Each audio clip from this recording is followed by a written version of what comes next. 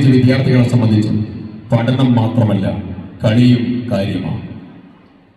ആ കളിയുണ്ടെങ്കിൽ മാത്രമേ നമുക്ക് സാമൂഹ്യ നിർമ്മിതിക്ക് ആവശ്യമായ മാനസിക ശാരീരിക വികാസ പ്രക്രിയക്ക് നേതൃത്വം കൊടുക്കാൻ സാധിക്കും.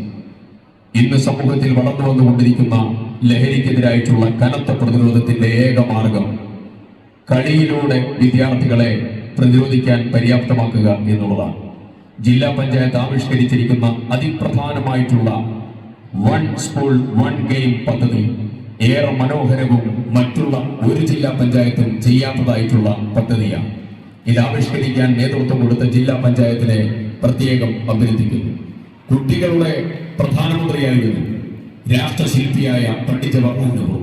നമ്മൾ നവംബർ 14 നമ്മളെല്ലാവരും ശിശുദിനമായി ആഘോഷിക്കുന്ന കുട്ടികളും വിദ്യാർത്ഥികളും പൊതുസമൂഹമാണ്.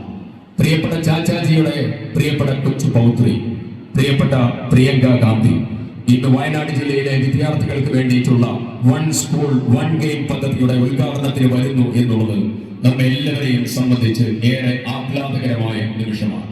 ഏറെ അഭിമാനത്തോടുകൂടി ഈ സുവർണ പദ്ധതി ജില്ലാ പഞ്ചായത്തിന്റെ അമരക്കാരെല്ലാവരെയും അഭിനന്ദിച്ചു. ഈ സുവർണ പദ്ധതി ഔപചാരികമായി ഉദ്ഘാടനം ചെയ്യാൻ പ്രിയങ്ക ഗാന്ധിയെ